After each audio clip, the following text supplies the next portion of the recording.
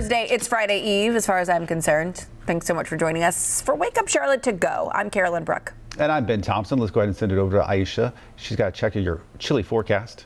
Oh, yeah, it is cold out there this morning. Certainly bundle up if you've got to be out. Temperatures starting off below freezing in some spots. We're down to 25 in Boone, 31 in Hickory, 28 in Lincolnton. Right here in Charlotte, we're at 33 degrees. So no rain to track, no snow out there, no precipitation whatsoever across the southeast. We've got a lot of sunshine in store today. So it is mainly a temperature forecast. We'll climb into the low 40s by 9 o'clock, upper 40s close to 50 by 11.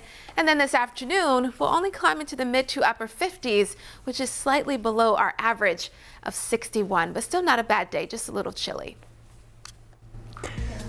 Aisha, thanks so much. Now to some top stories of the day in your morning rush. One person dead after a crash on Interstate 77. This happened just before 4:30 this morning near the I-85 intersection there. The interstate shut down for several hours. Police have not said what caused that crash. Today, another step forward for the revitalization of the Beatties Ford Road area.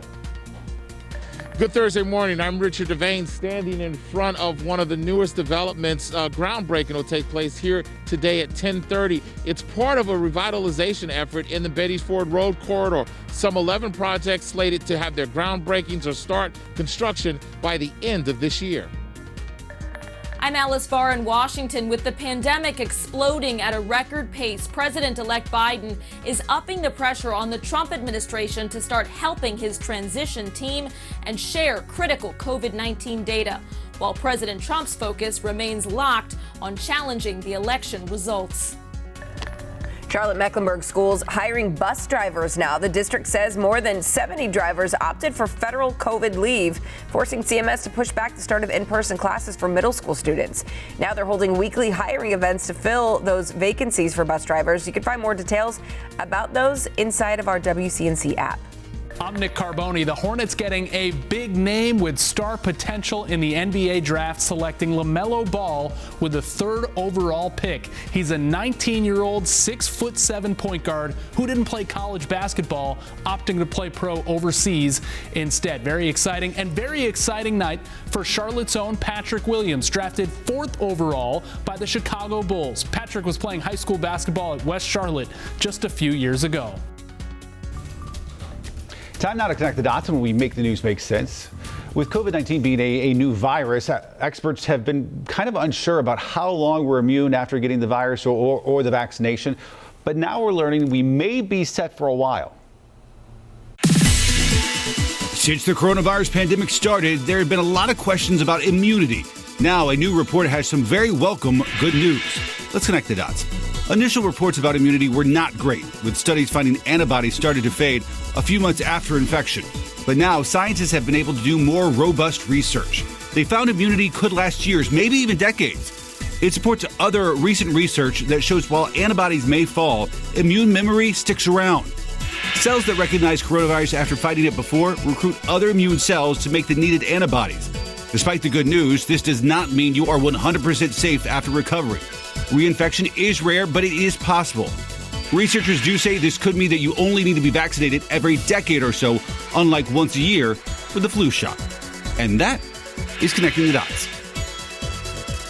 Now to stories to keep you and your family safe and sound today. Okay, how's this for irony? The coronavirus could be leading to the end of sick days. I don't get it. How, you ask? Well, experts say less people feel like they can call out because they're already working remotely.